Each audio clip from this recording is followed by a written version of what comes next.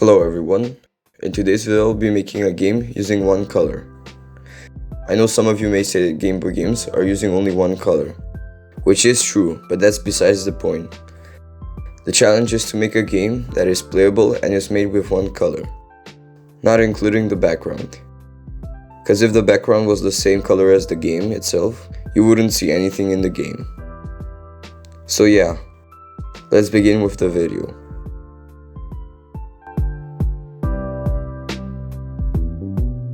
The first thing that I did was to obviously make the project itself.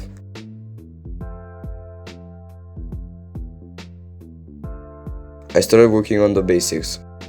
Like for example, I started organizing the folders. I also added the player.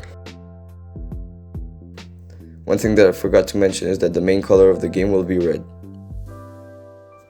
So yeah, 99% of the game will be red. I also added the floor.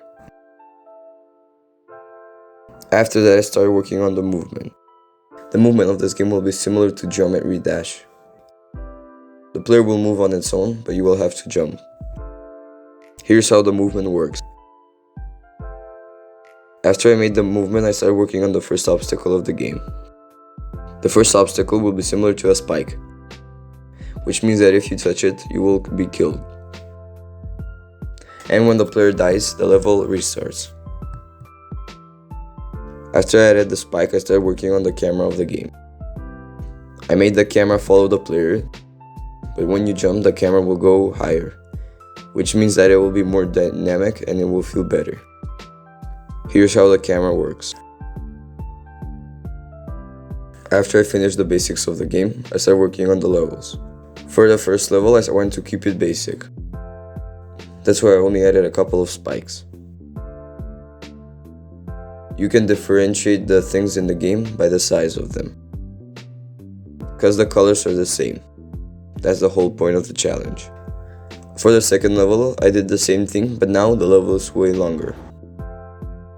Here's how it looks.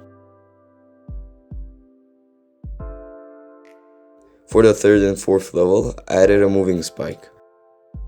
These spikes can move left and right, and they're also a little bit bigger, so that you can differentiate them from other spikes.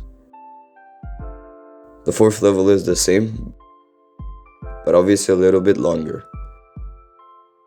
Here's how both of the levels look. For the two final levels, I added a spike that can float in different directions.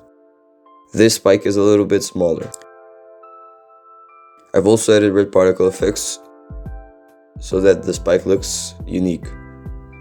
The particles look really nice in my opinion. I also added red particles for when the player jumps. I added this so that the game has more polish. Now the game feels better. I also added post-processing to the game.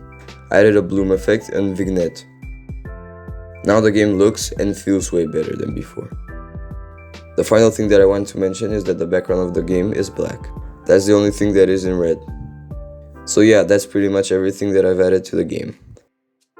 Thanks for watching today's video. If you enjoyed it, you can subscribe because we are getting closer to 1.5k subscribers. Also, don't forget to turn on post notifications so that you will never miss a new video when I upload. Oh, and I also have a Discord server where you can chat with me and other people. So yeah, come and join. Alright, bye.